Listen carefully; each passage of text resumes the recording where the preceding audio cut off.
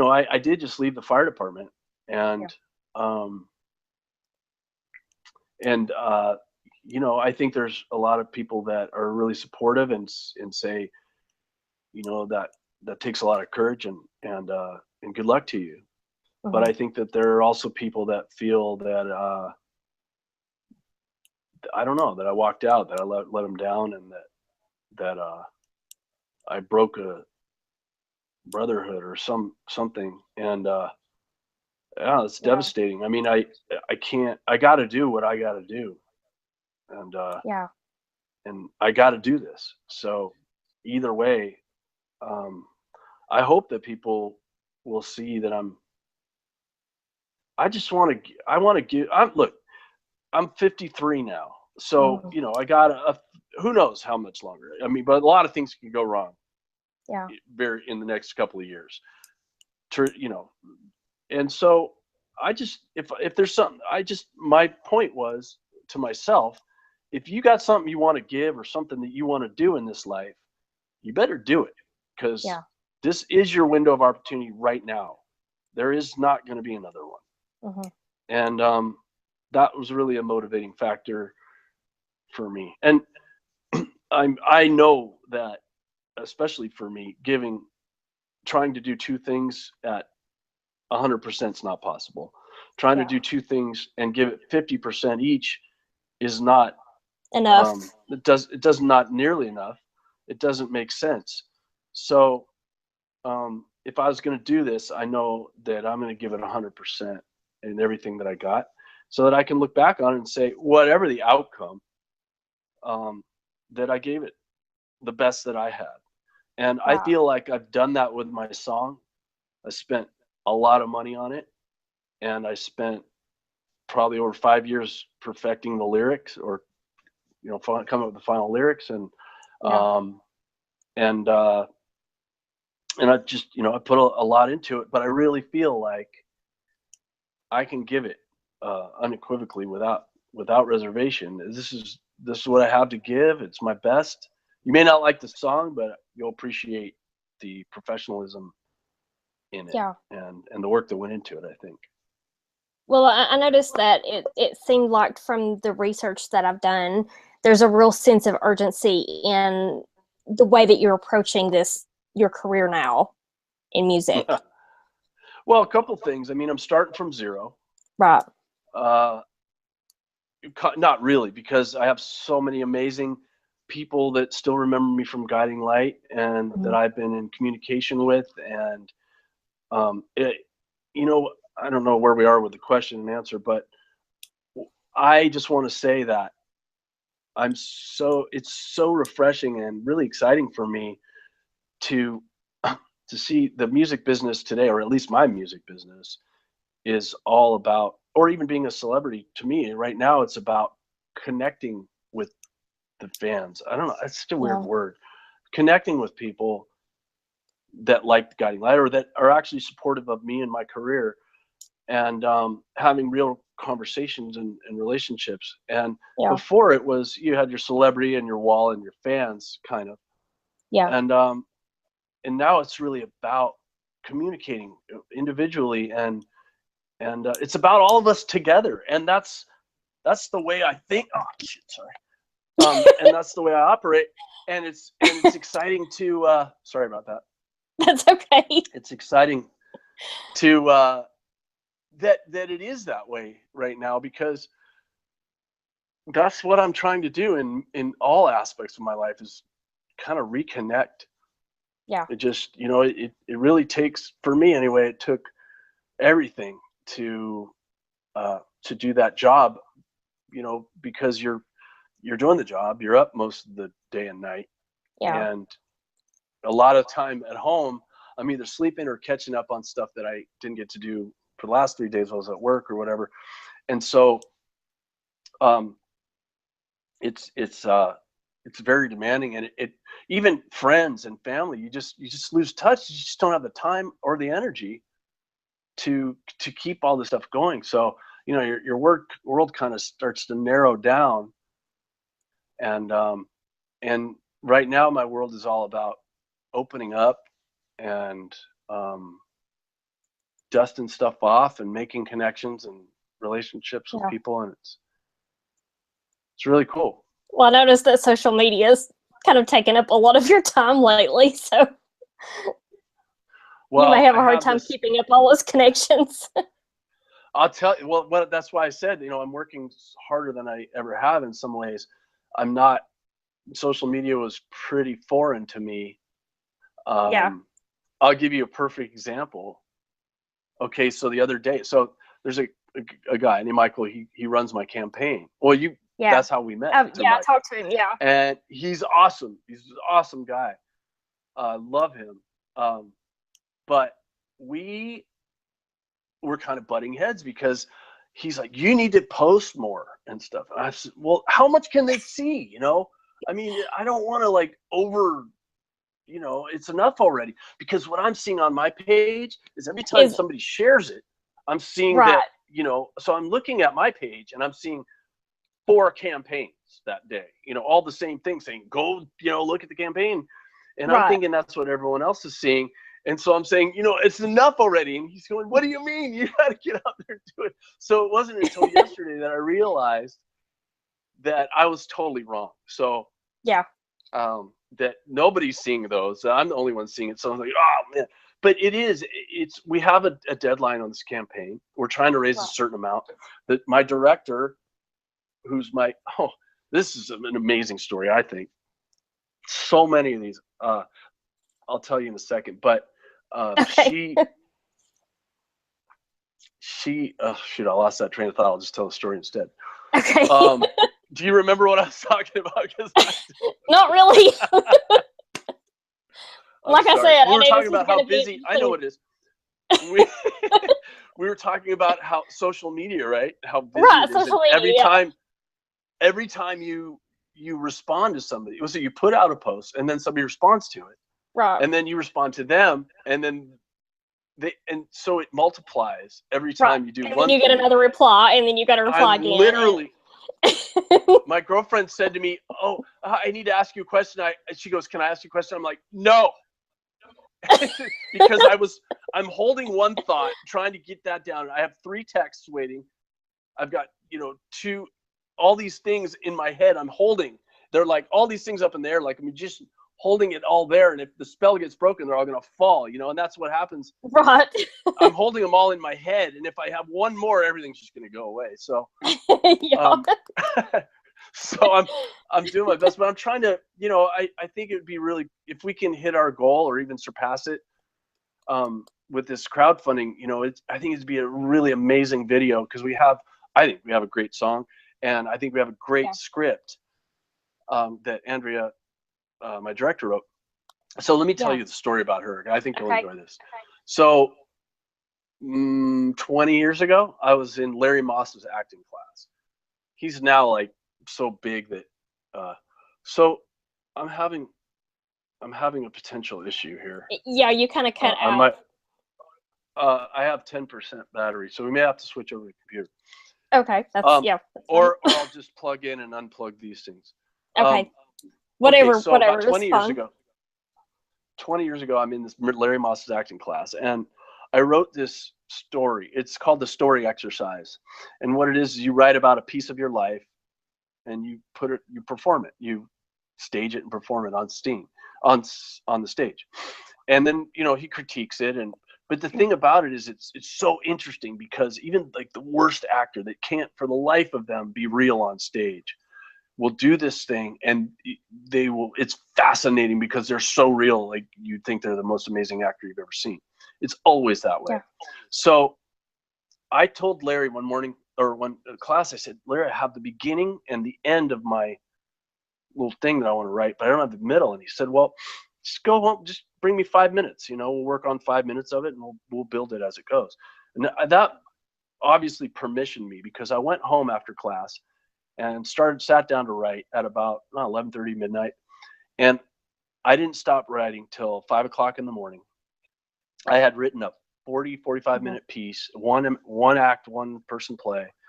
That was one of, again, you know, the Pippin thing was great, but this was truly one of the best things I ever did as an actor. And another girl in my class directed it.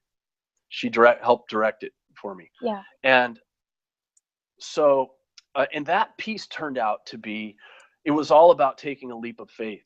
And I was standing up on top of this mountain about to jump into the chute. You know, this is something I do, ski. And it's the stream of consciousness. Then it goes over all this stuff. And in the end, he's about to take this leap of faith, you know, metaphorically, but jump off the cliff. And I jump and then it blacks out. But it was all about me. What I realized was it was my transition piece from actor to first responder. And now I haven't spoken to her, you know, we speak every now and then, but she doesn't know what I'm doing. She knows I'm a fireman.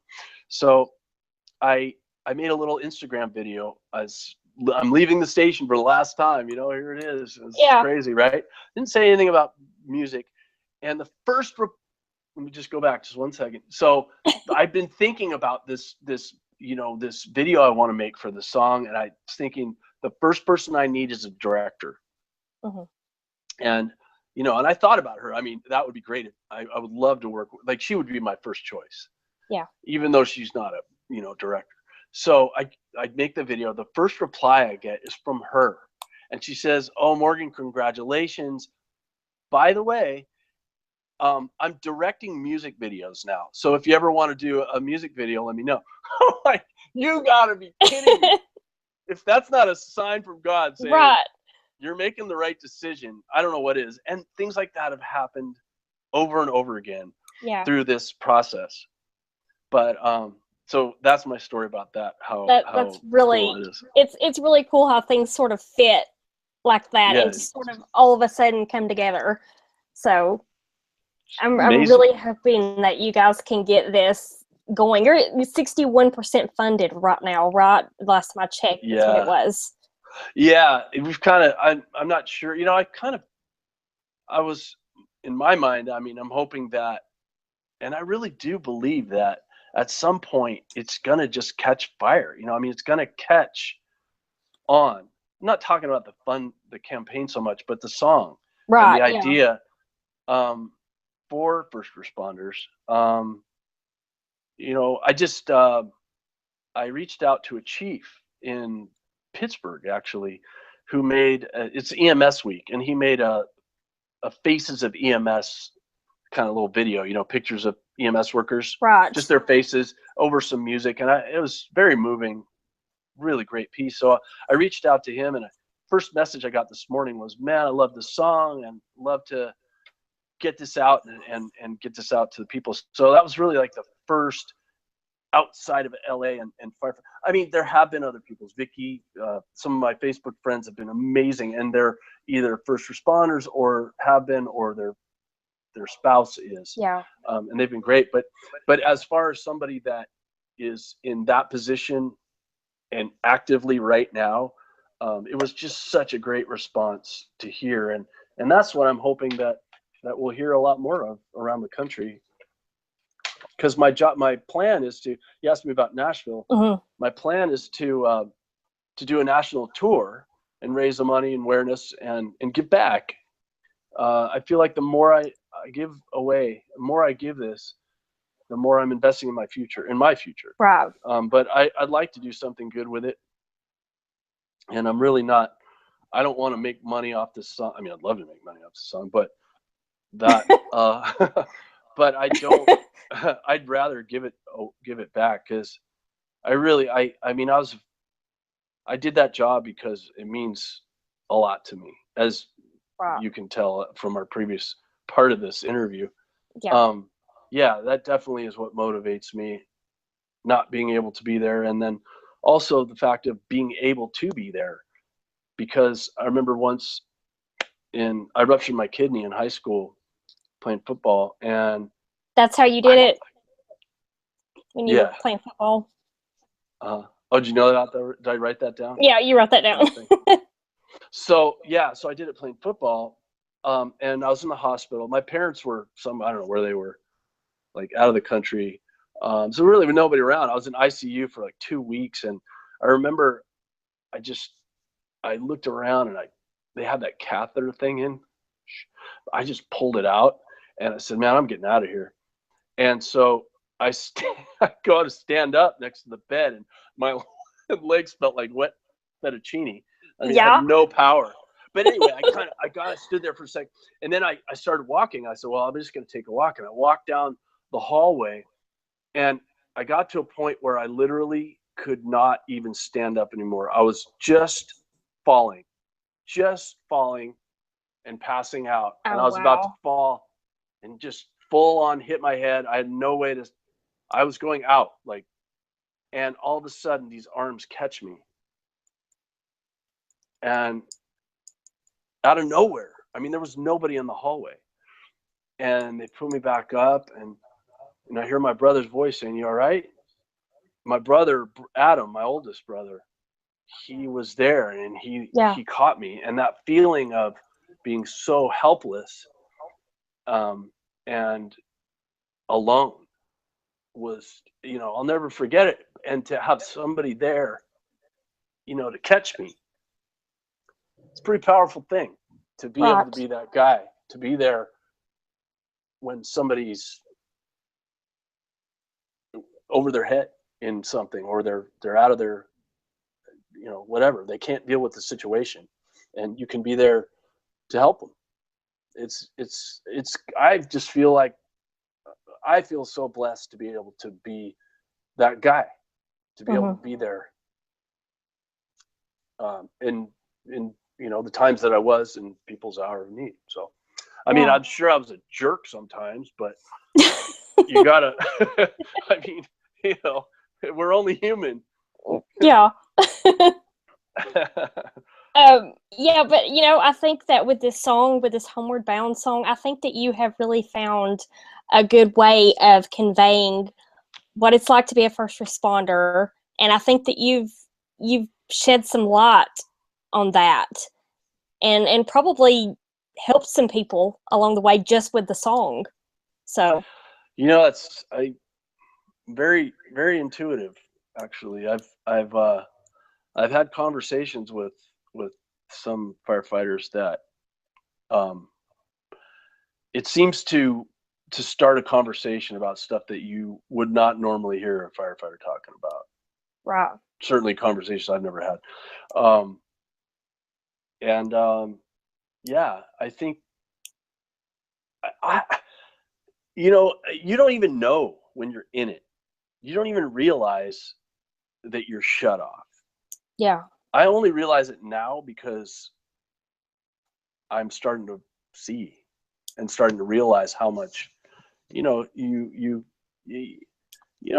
affects you. It's in your cells. You go to these calls, and it becomes part of you, Mm-hmm. and it just is what it is. It's not being a baby. It's not anything. That's just a fact. I mean, you can't not pick up whatever that is.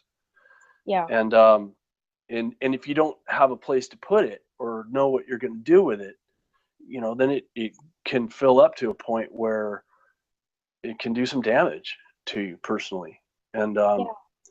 and I don't think we have enough avenues and certainly not accepted to talk about stuff. But none of us goes around every day thinking, oh, I'm so sad inside because of the things I've seen. It's not about that, or being overly sensitive or anything. It's just a matter of, we're humans. The more when you start out in that business, you go, oh, shooting, great, we get to go on a shooting and go, be part of that. But after you do it for a little while, you realize that these are real people that just got shot. Yeah. Like, they're dying. That's not cool. Mm-hmm. It's not cool at all. But you got to find a way through it. One way or another, you got to figure out your way through it. But one of the things is just, you got another call right after it. So, you Yeah. may not even remember that call the next day. Yeah. So, But it's obviously still somewhere in your psyche. yeah, it may be. Yeah. So I'm not in any way saying like I'm suffering from any kind of trauma or PTSD or anything like that. Right. It's just, it's just you carry it with you, you know, and everyone has different ways of dealing with it. And I think to some people, it affects them more than others. Yeah. And some people, you know, that they don't have a way to release it or somewhere to put it, that it can end very badly. Yeah. So. Well, let's try to play part of that song now. Then this would Yeah, probably yeah. be a good time to do that. I'm gonna Awesome. take my headphones.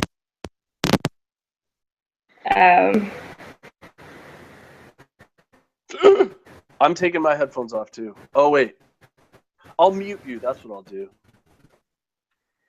Where am I here? Well, just keeps burning red. I gave it all. can you hear it? Okay. Yeah, I gave it for the last 3 days now. I got enough spell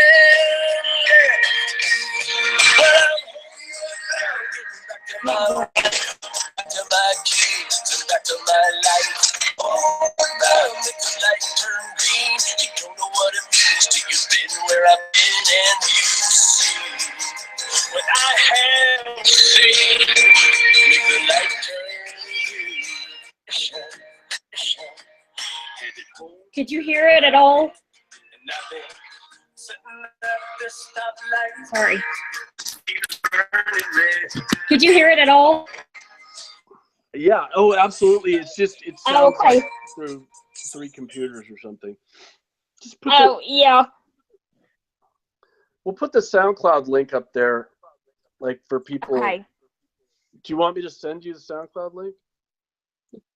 I've got it, and I can put it on the end of the or at the bottom of this video as soon as the broadcast is over with.